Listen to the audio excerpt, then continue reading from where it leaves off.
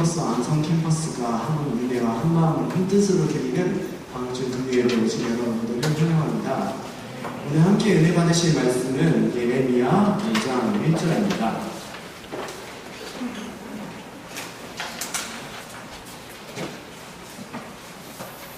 함께 은혜 받으실 말씀은 예레미야 5장 1절입니다.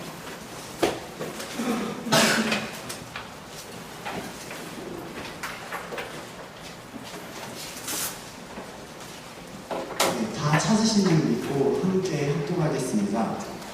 너희는 예루살렘 거리를 원하며 그 넓은 곳에서 찾아보아라. 내가 만일 정의를 행하며 진리를 구하는 자를 항상이라도 찾으며 내가 이 성을 구하리라. 아멘.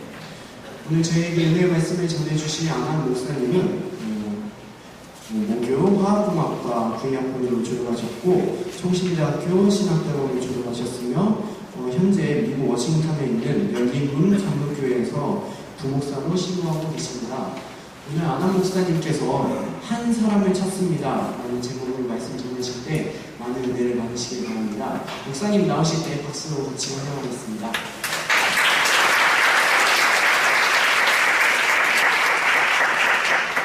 네, 반갑습니다. 오랜만에 뵈니까 참 반갑고 오랜만에 학교입니다.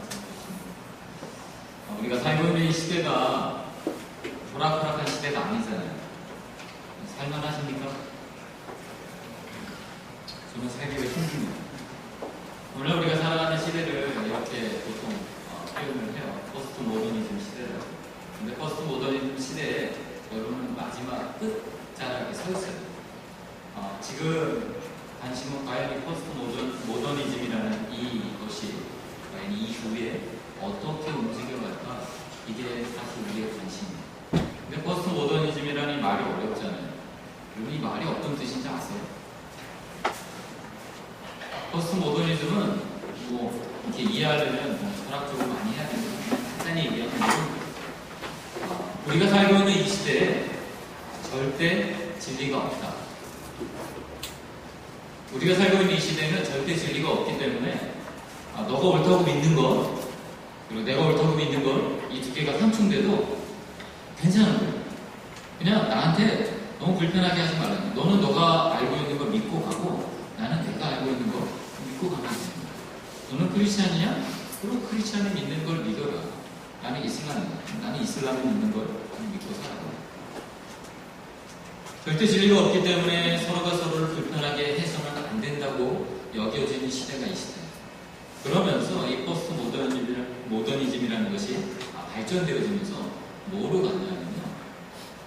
이제 서로에게 좀 불편을 주는 것들을 자제하는 쪽으로 가고 그 다음 단계가 뭐냐면 자아실현이라는 단어를 만들고 있어요. 여러분 학교 다니면서 자아실현이라는 단어 엄청 많이 들어봤죠. 그게 포스트 모더니즘의 산물이에요. 자아실현은 좋은 말로 하면 내가 원하는 걸 이루어가는 거잖아요.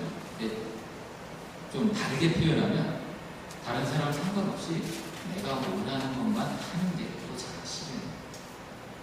포스트 모더니즘이 이렇게 왔습니다. 미국에서도 이 포스트 모더니즘에 대한 것들이 참 많이 우리가 살아가는 이 시대를 힘들게 하고 있습니다. 그 중에 하나가 미국 공립학교에서는 기독교적인 색채를 나타내서는 아이들이 학교에 가지고 가지 말아야 될 것 중에 하나가 바이블이에요. 바이블을 가지고 아니면 아이들과 함께 공공장소에서 기도하는 것들이 금지가 되어져 있어요. 그 이유는 딱 하나죠. 그들이 성경을 읽거나 기도를 하거나 하는 것들이 뭐가 걸린다는 거예요? 다른 사람의 감정과 마음을 불편하게 한다. 이게 포스트 모더니즘이 갖고 있는 일입니다. 그러다 보니까 지금 저는 이제 미국에 살다 왔으니까 미국에 있는 이야기를 조금 말씀드리면 미국 공립학교에서 제가 살고 있는 버지니아 지역에서 한번 이런 일이 있었어요.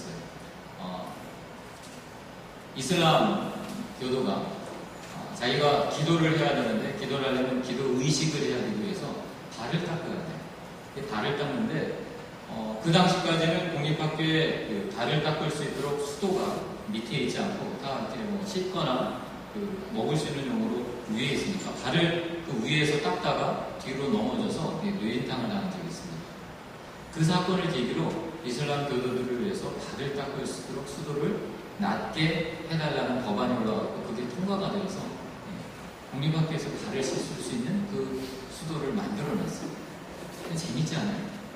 미국이라는 나라가 기독교적인 마인드로 세워졌는데 국립학교에서 공공장소에서 모여서 기도하는 걸 금지하면서 이슬람 교도들이 자기네 의식을 위해서 발을 씻을 수 있는 시설을 만들어달라고 인정을 했어요. 이러면서 미국이라는 곳이 혼란스러워지기 시작했어요. 근데 얼마 전에 미국에서 참 재미난 일이 하나 일어났어요. 미국은 6월달, 6월 한 중순, 아니 5월달, 5월 중순, 또 6월 넘어가는 그때가 졸업 시즌인데요. 한 고등학교에서 이제 한 학생이 졸업 연설을 하게 됐습니다. 졸업 연설을 하니까 이제 연설문을 다 쓰면은 이걸 가지고 먼저 학교에다 제출해서 학교에서 어떤 내용인지 쭉 훑어보고 그 내용이 이거는 뭐 특별한 종교적인 집체도 안 들어갔고 다른 사람을 공격하는 말도 없고 뭐 이 나라에 대한 부정적인 말도 없고 다 확인을 하고 이걸로 하면 되겠다 올려줬죠. 그리고 막상 이제 졸업식을 하는 당일날 그 학생이 반상에 올라와서 이제 졸업 연설을 하기로 올라왔습니다. 그리고 모든 사람이 본 앞에서 그 졸업 연설문을 찢었어요. 그리고 그 학생이 주기도문으로 자기의 졸업 연설문을 대신했어요. 그게 막 일파만파 이제 막 좀 시끄러워졌습니다.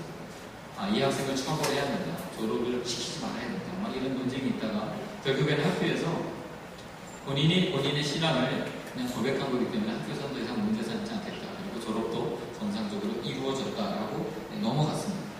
왜 미국에서 이렇게 이슈가 되냐면 크리스찬적인 요소들이 공공장소에서 되어지는 것들이 사람들의 마음을 불편하게 하기 때문에 그것들을 자꾸 거부하기 시작했어요.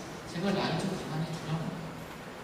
나를 좀 가만히 두고 그냥 당신 건 당신이 믿고 내가 믿는 건 내가 믿으면 되는데 거기에 대해서 왜 자꾸 간섭을 하고 왜 이것이 진리라고 이걸 믿으라고 이야기하냐.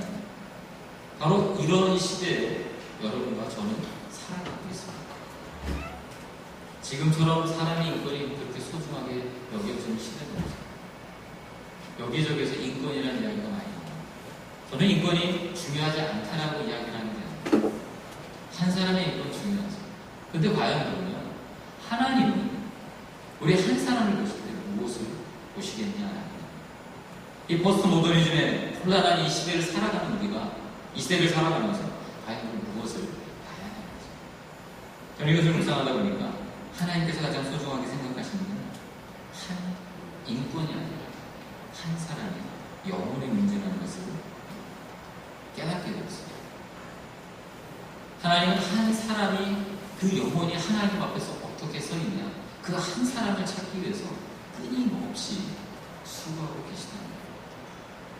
우리 이 세대를 살아가면서 그냥 뭐 이렇게도 살아가고 저렇게 휩쓸려서 살아가지만 하나님이 찾으시는 사람은 오늘 예레미야 5장 1절에 보면 한 사람을 찾으시는데 정의를 행하고 진리를 구하는 자 한 사람을 찾으신다. 많은 사람들이 있지만 정의를 행하며 진리를 구하는 그 한 영혼을 끊임없이 찾으시고 그 한 영혼을 통해서 하나님은 일을 하기를 원하신다. 정의라는 게 뭐예요? 세상에는 세상의 논리가 있습니다.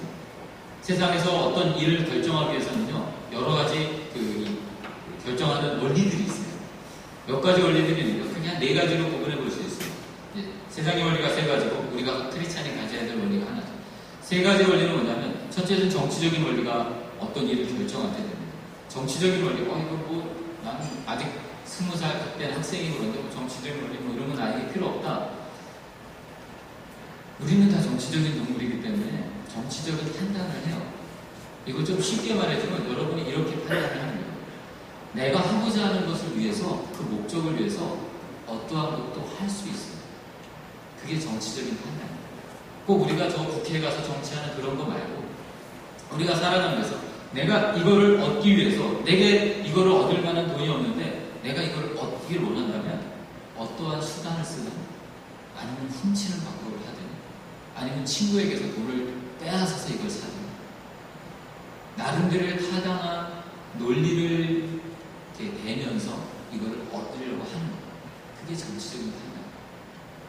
이것이 옳고 그른 문제는 중요하지 않아요. 내가 이걸 얻어야 되겠다라는 그 한 가지 원리가 있는 거예요.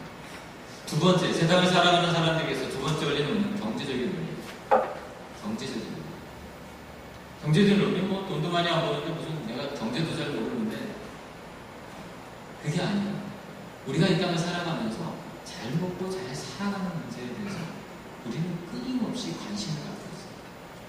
세상 사람들이 모든 거에 판단의 기준을 한국에서도 예로부터 한국 사람이 해결해야 될 두 가지가 있었어요. 그건 뭐냐면요, 불로장생이에요. 무병장수, 병들지 않고 오래 사는 거예요. 그게 옛말이니까 뭐 지금을 살아가는 시대랑은 상관이 없다라고 생각할 수 있지만 그게 오늘날의 포스트 모더니즘으로 오면서 이 무병장수라는 불로장생이라는 이 말이 어떻게 바뀌었냐면요, 잘 먹고 잘 사는 거, 잘 먹고 잘 사는 거. 오늘날의 우리의 모든 경제적인 원리는 그거로 다 이해가 되어서 잘 먹고 잘 살기 위해서 우리는 끊임없이 노력합니다. 내가 조금 더 병 안 걸리고 잘 살기 위해서 끊임없이 뭐 유기농을 찾기도 하고, 농약이 안 들어간 거, 뭐 요즘에 MSG가 몸에 안 좋다니까 그것도 마찬가지. 그런 거를 가지고 자꾸 우리의 세상에서의 판단의 논리는 가요. 거기에 세 번째 논리가 되거든요. 세 번째 논리는 뭐냐면 이제 도덕적인 게 거기에 가는 거예요. 도덕적으로 옳고 그르냐 마는 것을 거기에 들어가서. 이 세 가지는 세상 사람들이 그들이 판단하는 거예요. 근데 우리 크리스찬은요, 이 세 가지를 넘어서는 한 가지의 원리를 분명히 갖고 있어요. 그래서 그게 뭐예요? 우리가 믿고 있는 성경적인 거예요. 세상 사람들 우리에게 끊임없이 너의 능력을 최대한 나타내라, 최대한 발휘해라, 다른 사람보다 더 나은 것을 나타내서 그들을 딛고 일어서서 너가 최대한 누릴 수 있는 건 다 누려라 라고 이야기합니다. 성경은 우리에게 그렇게 이야기하지 않아요. 네가 모든 복을 다 받고 네가 모든 그 복을 다 소유하고 그래서 그 복 받는 사람이 되라. 성경은 그렇게 말하지 않고 있어요. 성경이 말하는 복의 원리는요, 세상이 우리에게 가져다주는 우리가 잘 먹고 잘 살고 우리가 편안한 삶을 사는 그것과는 조금 다릅니다. 여러분, 창세기 12장으로 들어가 보세요. 하나님께서 아브라함을 부르시면 아브라함에게 복을 줄 때 뭐라고 부르셨어요? 내가 복을 받을 거라고 했어요. 근데 그 뒤에 뭐라 그랬냐면, 우리는 단지 복을 받는다는 것만 거기에 관심이 있다 보니까 그 뒤에 하나를 자꾸 놓쳐가고 있어요. 그게 뭐냐면 아브라함을 통해서 복의 근원이 되게 하겠다. 그래서 너 때문에 다른 사람이 복을 받고 너 때문에 다른 민족이 복을 받게 하겠다. 이걸 다시 말하면 뭐냐면요, 내 능력을 최대한 발휘해서 내가 모든 복을 다 받고 나만 누리는 게 아니라 내 옆에 있는 사람은 그걸 복을 받을 만한 자격이 없음에도 불구하고 누구 때문에요? 나 때문에 함께 그 복을 누리는 거예요. 억울하죠. 나 때문에 옆에 사람 보고 억울하죠. 그런데요, 여러분이 다른 사람 때문에 복을 누리잖아요. 하나님께서 우리를 구원하신 그 은혜가 누구 때문에 우리에게 있어요? 내가 하나님 앞에서 열심히, 나는 다른 애들처럼 대학에 들어오자마자 1학년 때부터 애들은 술에 빠져 살고 자기 성공을 위해서 밤낮 공부하고, 그렇게 해서 나는 적어도 그들과 같지 않게 여름하고 겨울이 되면 술을 내쫓아가고, 매 금요일만 되면 또 아침에 목요일만 되면 예배당에 모여서 기도하고, 적어도 난 이렇게 열심히 하니까 하나님께서 내게 복을 주고, 그게 그것 때문에 가는 거예요. 여러분, 자신있게 내가 그렇게 하나님을 열심히 섬겼으니까 그 복이 내게 왔다라고, 하나님의 축복이 내게 임하였다라고 자신있게 말할 수 있어요. 저는 가끔 그런 걸 들을 때 저는 좀 불편해요. 하나님께서 내가 이런 이렇게 하나님을 섬겼더니 하나님께 내게 복을 주셔서 이런 일을 하게 했다. 내가 이런 일을 해서 한 게 아니라 하나님의 때가 돼서 이제 우리를 쓰시기 위해서 그 복을 주시는 거예요.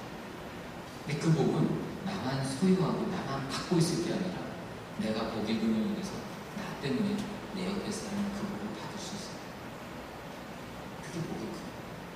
그게 우리가 성경적인 판단의 기준을 가지고 이 땅을 살아가면서 가져야 되는 그 기준이에요. 하나님이 원하시는 사람은 바로 그거예요.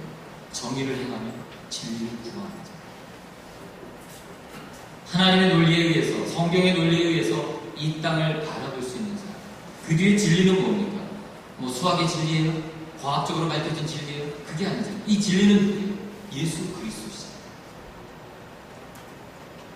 하나님의 아들이 이 땅에 오셔서 우리에게 구원을 주셨던 그 복음의 진리를 바로 이야기합니다. 세상의 어떤 진리를 구하는 것이 아니라 예수 그리스도를 구하는 한 사람. 세상은 그들을 향해서 뭐라고 합니까? 바보라고 합니다. 우리가 성경적인 논리대로 살려고 하는 사람들을 우리 향해서 바보라고 합니다. 그럼에도 불구하고 오늘 예레미야서는 뭐라고 해요? 정의를 하는, 진리를 구하는 사람. 한 사람을 찾고 있다. 몇 사람이 한 사람. 창세기 가면 뭐라고 그래요? 소돔과 고모라가 멸망할 때 하나님이 몇 사람을 구하셨어요? 50인을 구했어요. 50인부터 시작해서 아브라함이 한동안 몇 명까지 줄었습니까? 몇 명까지 줄었어요? 50명부터 시작해서 내려오잖아요. 몇 명이요? 마지막에? 10명.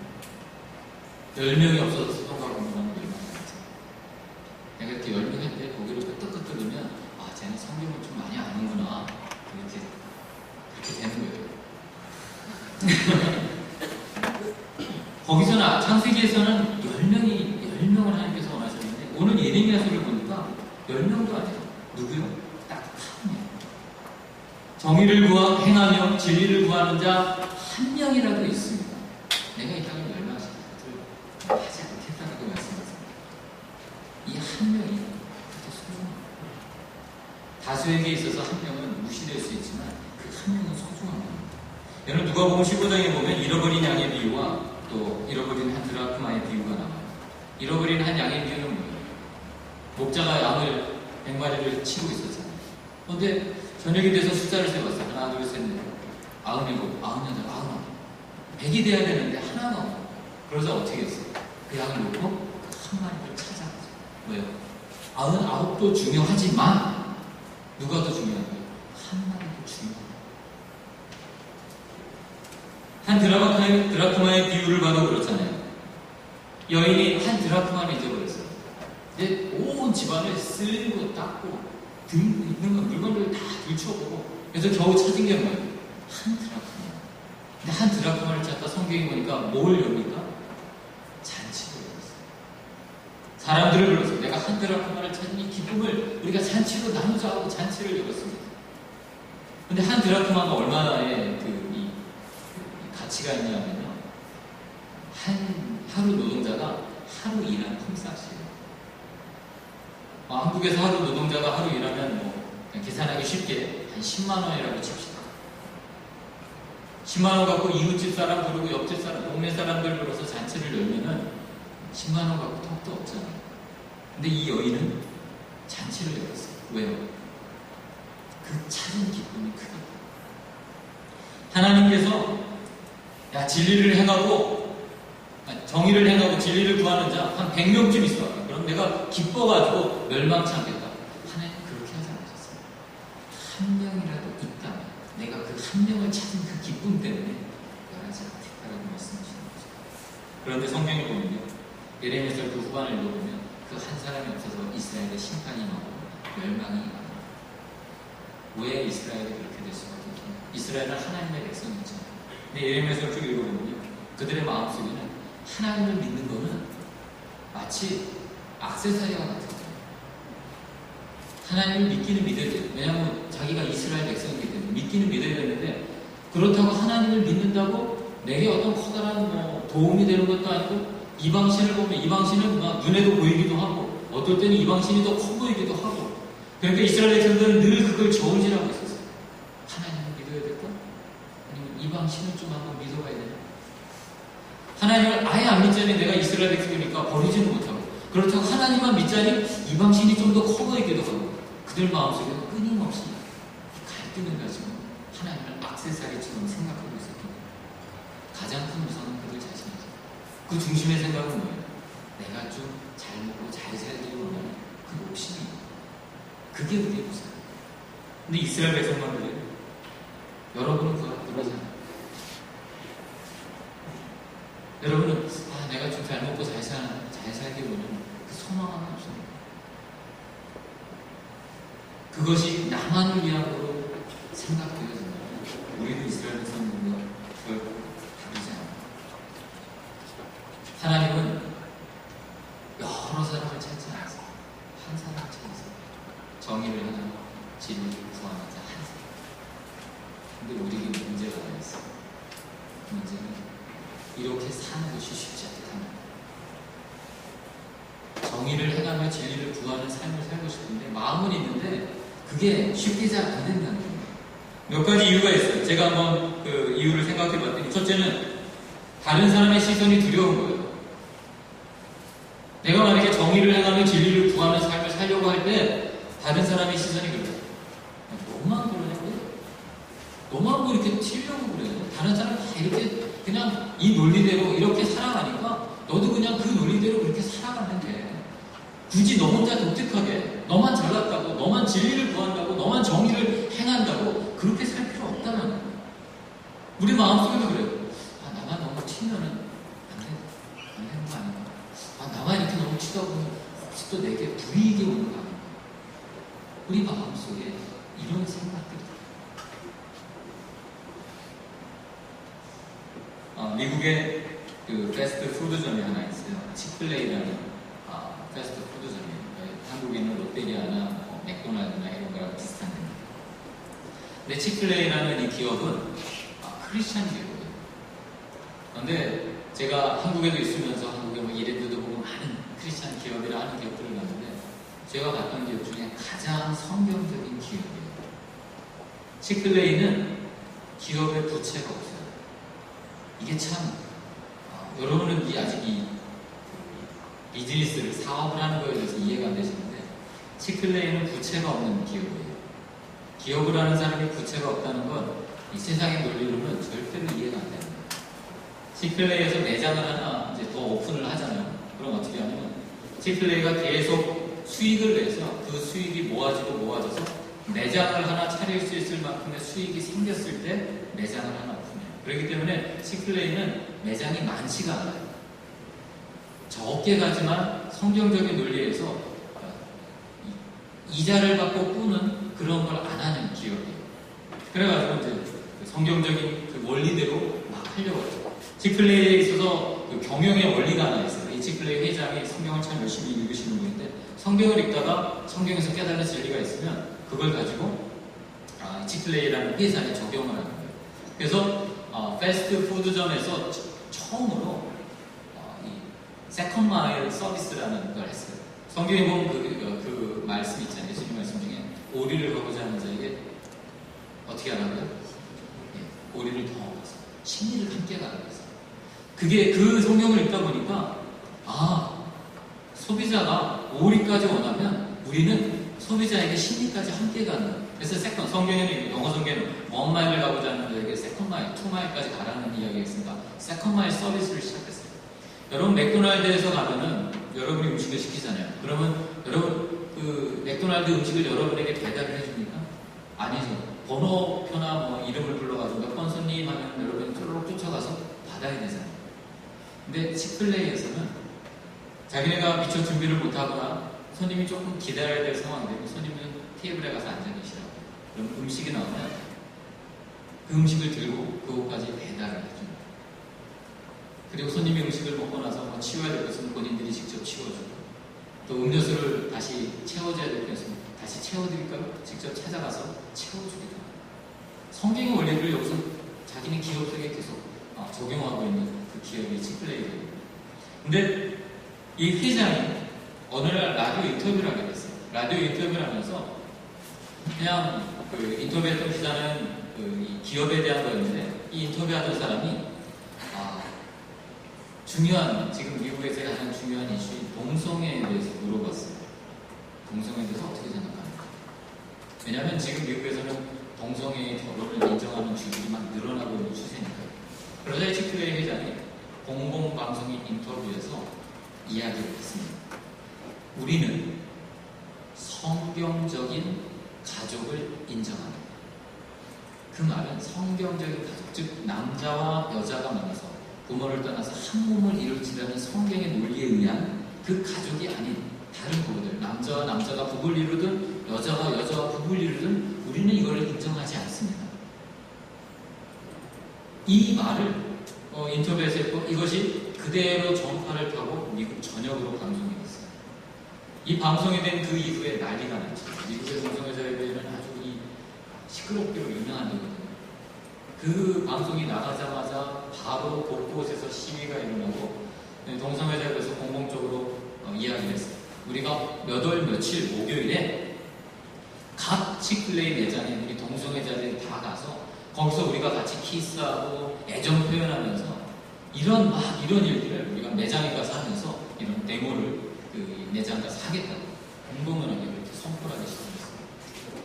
치클레이 매장으로서는 만약에 이 일이 실제로 벌어지면 엄청난 손실을 입고 앞으로 이 소송까지 되어지는 이제 아주 힘든 끈질긴 싸움을 싸워가야 되는 그런 상황이 되어졌어요. 근데 이 소식이 다시 미국에 있는 많은 크리스찬들에게 알려지기 시작했습니다. 그래서 크리스찬들이 우리가 함부로 말하지 못했던 걸 치클레이 회장이 이야기를 했는데 그 이야기한 것 때문에 이 치클레이 기업이 어려움을 겪고 있다면 안 된다. 우리가 도와줘야 된다. 그래서 목요일날 그 동성애협회에서 그 키스타임 애정 표현을 하겠다고 하는 바로 전날 수요일날 그럼 우리는 그들을 지지한다는 우리는 그 힘을 보여줬어요. 그래서 전국에 있는 모든 치클레이 매장에 모든 크리스찬들이 그날 점심은 모두 치클레이 매장으로 와서 사 먹었어요. 점심을 사 먹기 위해서 줄을 선 줄이 1시간도 넘게 기다려야 주문을 할 수 있을 만큼 건물 밖에서 건물을 몇 바퀴를 돌아요. 그 줄을 서 있는 줄.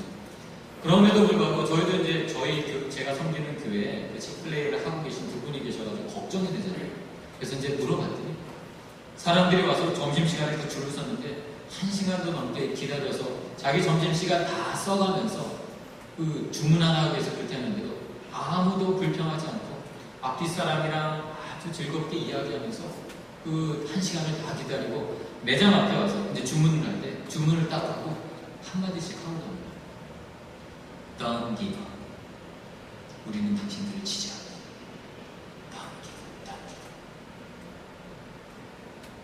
그날 치클레이 모든 매장에서 이와 동일한 일이 벌어졌고요. 치클레이 매장이 오픈된 이후로 그날 매출이 최고치를 찍었습니다. 그러면서 미국 전역에서 우리는 당신들을 지지한다. 그리고 치클레이는 이 일 때문에 엄청난 타격을 입을 것 같았는데 근데 동성애자 협의회에서 막 이런 일이 일어나니까 어떻게 되냐면요. 미국에 있는 메인 뉴스들이 과연 치클레이 매장에서 어떤 일이 일어나 궁금하니까 취재를 하기 시작했어요. 그래서 메인 뉴스 시간대에 치클레이 매장 이야기가 막 나갑니다. 그리고 왜 이런 일이 벌어졌는지, 이 기업이 어떤 기업인지, 이 기업은 뭐 어떤 걸 파는 기업인지 그게 이제 막 뉴스에서 소개가 되는 거예요. 만약에 그 정도 광고를 하려고 했으면 치클레이 매장은 엄청난 돈을 들여야 했는데 이 전국 방송에서 뉴스 시간에 자동으로 치클레이 매장을 광고해주기 시작하니까 그 이후로 치클레이 매장의 그 매출은 점점점 올라가기 시작했어요. 한 사람이 정의를 행하며 진리를 구하는 한 사람으로 살아가기 시작할 때 손해를 잘했습니다. 우리가 알지 못하는 다른 방법, 우리가 미처 생각하지 못하는 다른 방법. 왜요? 하나님 우리의 생각보다 크시고 하나님 우리가 할 수 있는 것보다 더 전능하신 분입니다. 우리가 미처 깨닫지 못하고 우리가 미처 계획 세우지 못하고 우리가 미처 생각지 못한 그 초월한 방법으로 일을 행하시고 싶습니다. 두 번째, 왜 우리가 정의를 행하며 진리를 구하는 것을 어려워하고 있냐면 두 번째는 우리 마음속에 이런 생각이 있어요. 나 하나 한다고 뭐가 달라질까? 나 하나 정의를 행하고 진리를 구하는 삶을 산다고 이 시대에 많은 사람들이 부정부패를 저지르고 이 시대에 많은 사람들이 사기를 치고 있고 아무도 이 법을 지키려고 하지 않고 있는 이 시대에 나 하나 지킨다고 뭐 달라지냐? 나는 이 많은 사람들 중에 하나일 뿐인데 내가 한다고 뭐가 달라지냐? 우리 마음속에 그런 생각이 있어요. 이 예배를 드리면서도 여기 제가 보니까 한 40~50명 정도 되는 분들이 예배를 드리고 있는데 그러면서 조실 수도 있어요. 저한테는 지장 없어요. 저는 안 졸고 잘 듣고 있는 사람들만 보고 설교를 해요. 근데 하나님은 당신에게 관심이 있어요. 하나님은 다수가 모여서 예배를 드리더라도 예배드리는 자 한 사람에게 관심이 있었어요. 우리는 종종 그런 생각을 해요. 다섯 속에 묻혀있는 나 하나는 아무것도 아니에요. 우리는 한 가지를 모르는 거예요. 나 하나하나가 모여서 다수를 이룬다. 한국에 우리가 보통 투표를 할 때 그러잖아요. 우리가 투표를 나 하나 안 한다고 투표 결과가 달라지겠냐. 한국에 투표를 할 수 있는 선거인 수가 약 4천만 명쯤 된다고 합니다. 4천만 명 중에 한 명은요, 퍼센트를 따지면, 저는 이제 공학을 전공했잖아요. 그 정도의 확률이면 공학에서 그냥 영어를 무시합니다. 4천만 분의 1 정도 되면은 그냥 영어를 무시해요.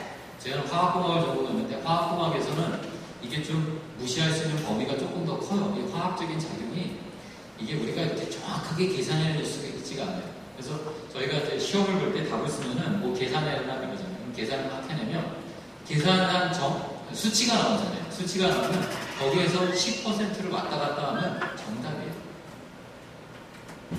그런 거예요. 근데 그 중에 4천만 분의 1이면 아무것도 아니죠.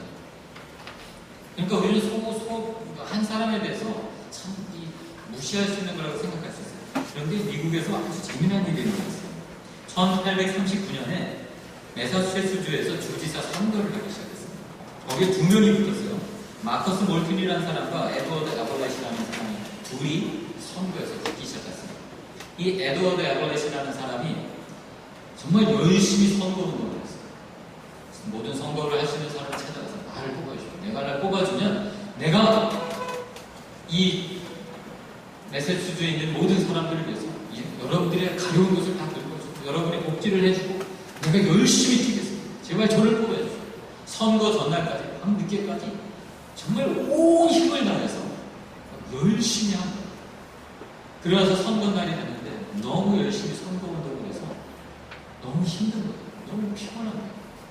그래가지고 이 에드워드 에버렛이라는 이 사람과 그 와이프가 선거를 하러 가지 않았어요. 그리고 나서 그날 저녁에 결과가 나죠. 몇 표 차였어요? 말도 안 되는 한 표 차였어요. 본인하고 와이프가 갔으면 선거 결과가 뒤집어졌어요. 한 표 때문에 이 사람은 주지사에서 떨어졌어요. 우리가 무시하는 그 한 사람 때문에 선거 결과가 뒤집어질 수도 있다는 거예요. 하나만 더 볼까요? 1796년에는 이런 일이 있었습니다. 미국에 많은 독일 이민자들이 독일로 이민을 왔어요. 독일로 이민을 와서 살다 보니까 이 사람들은 영어를 잘 모릅니다. 근데 주의회에서 정책을 결정하고 공포를 했는데 영어로 막 써놓은 거예요. 그러니까 독일에서 왔으니까 영어를 모르니까 읽어도 뭔 뜻인지 모르겠는 거예요. 그래서 의회에다가 탄원서를 냈습니다. 이거를 영어로만 하지 말고 독일어로 좀 번역을 해서 써달라. 그러면은 우리가 독일어를 읽고 잘 이해해서 우리가 법을 잘 지키고 잘 살겠다. 그래가지고 결국 의회에서 우리가 과연 이 공문서를 독일어로 번역을 해야 되냐 말아야 되냐 투표가 되었어요. 그때 한 표 차로 독일어로 번역을 안 하게 됐어요. 그래서 미국의 공용어가 영어가 되는 계기가 됐던 사건이 바로 이 사건입니다. 만약에 여기서 독일어로 번역이 돼서 만약에 미국의 공용어가 영어가 독일어가 됐다, 그러면 이제 우리는 지금 머리 팍 터져요. 영어 하나도 힘든데 독일어도 해야 되죠. 큰일 날 뻔합니다.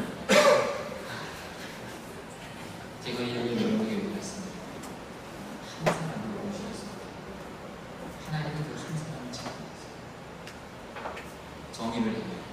진리를 구하는 자라서. 나 하나 그렇게 산다고 세상이 바뀌어지는 게 아니에요. 그렇게 우리가 생각할 수 있지만 하나님은 그럼에도 불구하고 그렇게 사는 사람 한 사람을 찾고 계시더라고요. 한 사업가가 이제 해변가를 걷고 있었어요. 해변가를 막 걸어가고 있는데 그날 전날 밤에 파도가 얼마나 세게 쳤는지 불가사리 아시죠? 별 모양으로 된 그게 바닷가에 거의 수만 마리가 이렇게 쫙 해변에 다 밀려가 있는 거예요. 불가사리 움직이는 게 너무 느리잖아요. 이제 아침이고 곧 있으면 해가 쫙 떠오르고 막 엉켜있는 불가사리인데 해가 뜨기 시작하면 여기서 다 말라 죽을 것 같은 거예요.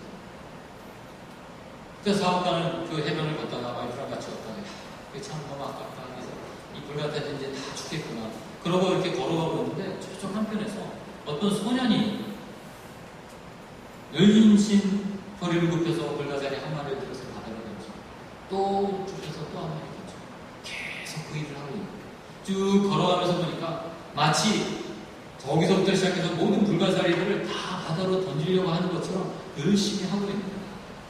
이 사업가는 그 사람을 보면서 저 쓸데없는 일을 하고 있고 내가 가서 이게 얼마나 쓸데없는 일인지 이야기를 해줘야 되겠다 라고 해서 그 선현에게 찾아가서 너 왜 이 일을 하고 있냐, 이거는 앞을 쭉 가볼래. 여기에 지금 수만 마리의 불가사리가 있는데 이제 곧 해는 뜨고 모든 것이 다 말라서 이제 죽게 될 텐데 너가 하는 것이 이 모든 것들을 살릴 수 없다. 그때 그 소년이 허리를 굽혀서 불가사리 한 마리를 탁 들면서 그 사업가에게 이렇게 얘기했어요. 예, 저는 이거 다 살릴 수 없어요.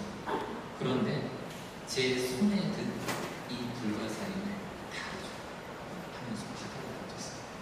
뭔 말이에요? 다 살릴 수 없지만 오늘 내가 만났던 이 불가사리 하나는 나 때문에 살아.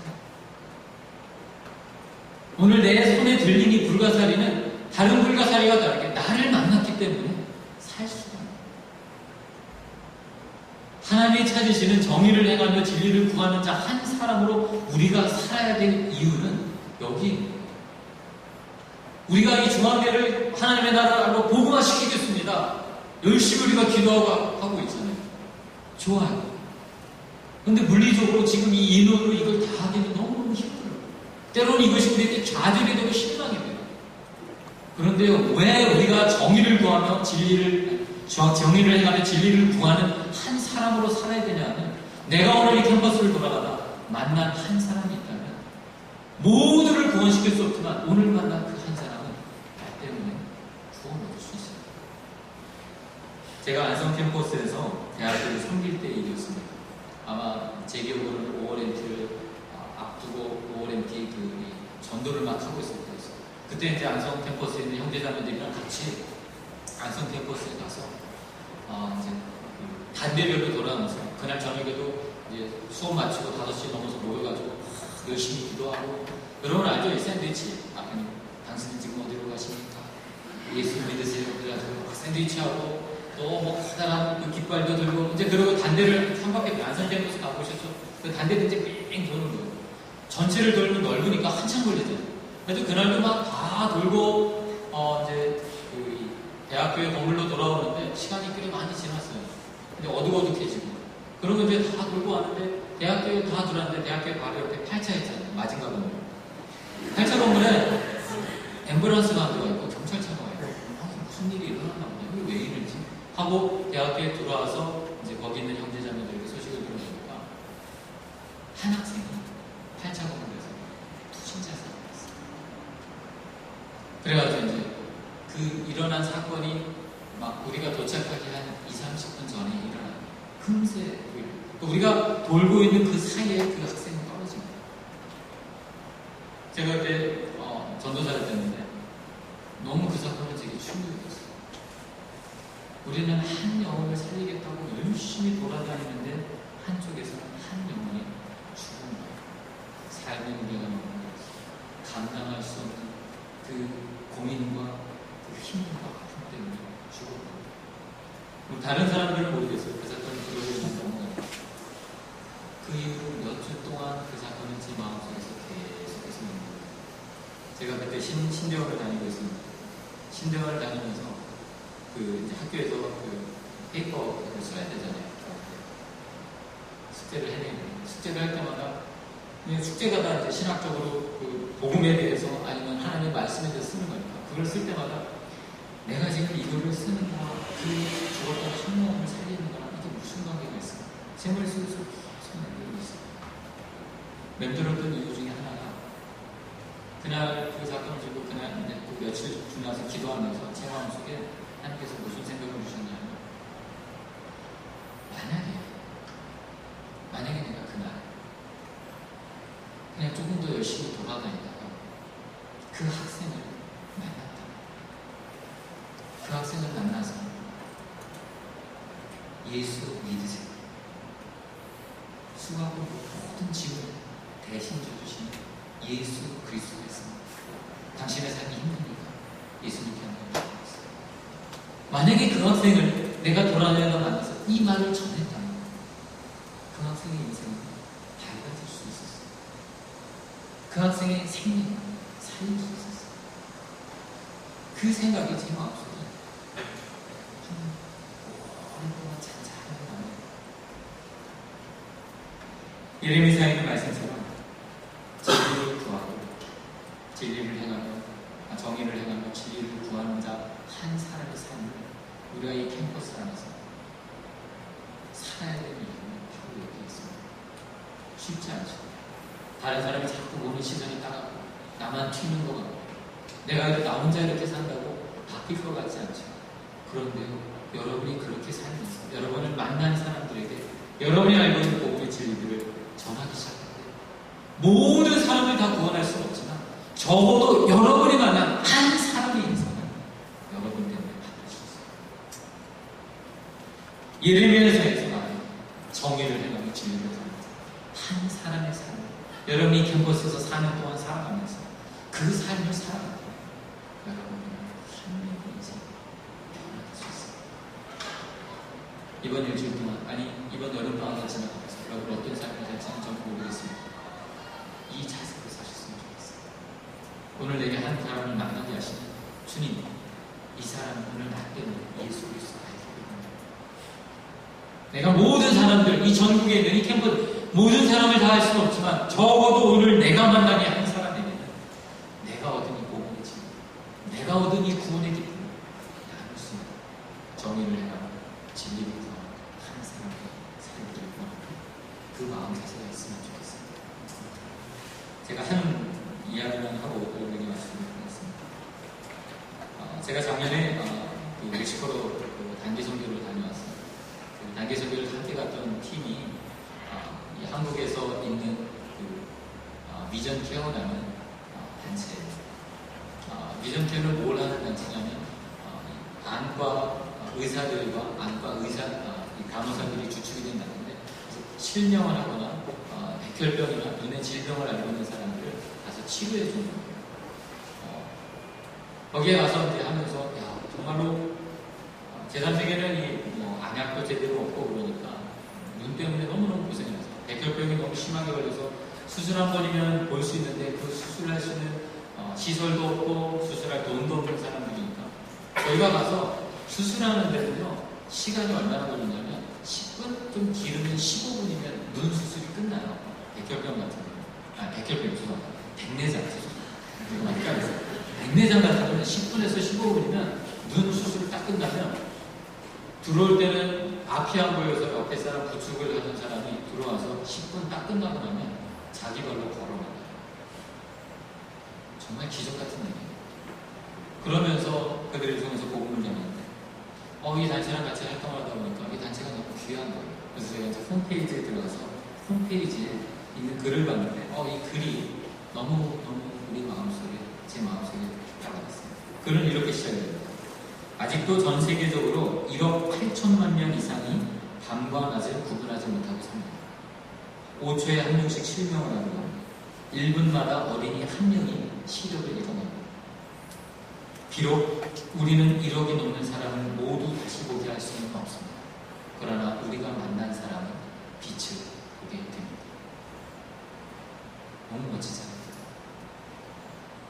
1억 8천만 명이 밤낮을 구분하지 못하고 살아가고 있고 비전 케어라는 조그만 단체가 1억 8천 명을 다 눈뜨게 할 수는 없어요. 그런데 적어도 우리가 만난 사람은 빛을 보는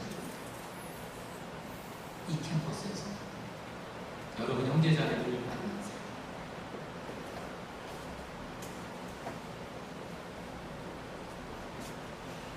우리가 누리는 그 구원의 기쁨을 누릴 수 있다. 여러분 다른 사람의 시선이 부럽습니다. 나 하나 한다고 달라지지 않는 것 같습니다. 그렇지 않습니다. 정의를 진리를 구하는 한 사람. 이 캠퍼스에서 우리 살아갑시다. 같이 하겠습니다.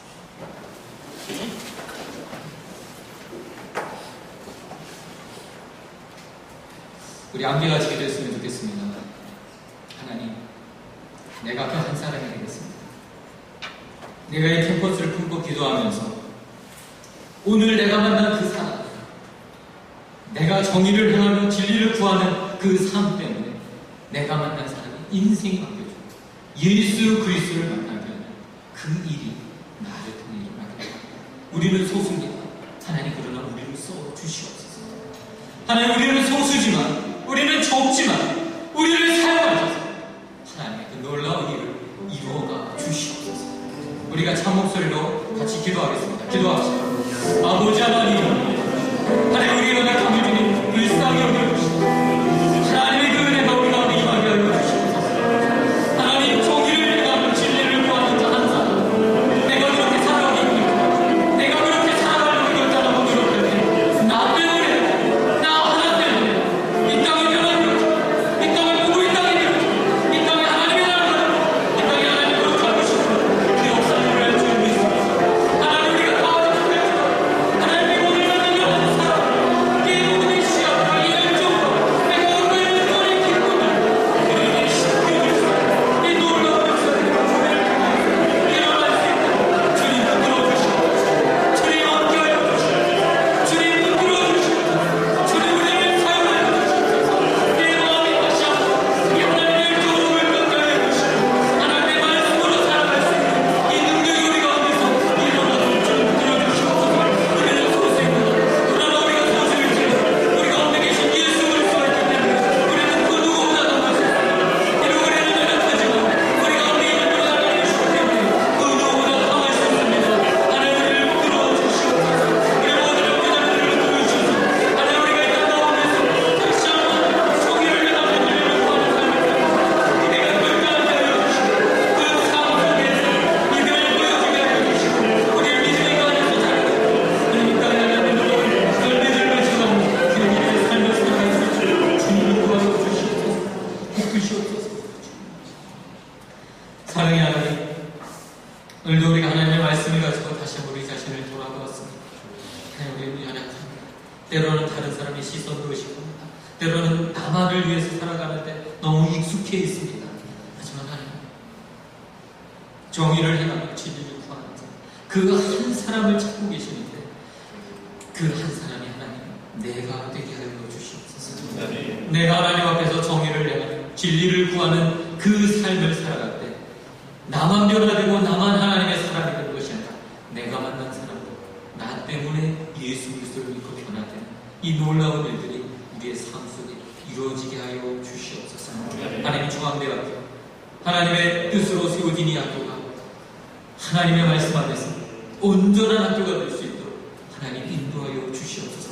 그 발걸음에, 그 열매의 시작에 하나님, 우리 형제자매들을 세우셨사오니 주님 능력으로 덧입혀주시고 하나님의 은혜로 덧입혀주셔서 하나님 앞에 부르짖으며 기도하며 정의를 행하며 진리를 구하는 자 한 사람으로 서기를 원하는 이들에게 하나님의 능력으로 일으켜 주시옵소서. 이 모든 일을 주님께 의탁하며 돌아가신 예수님의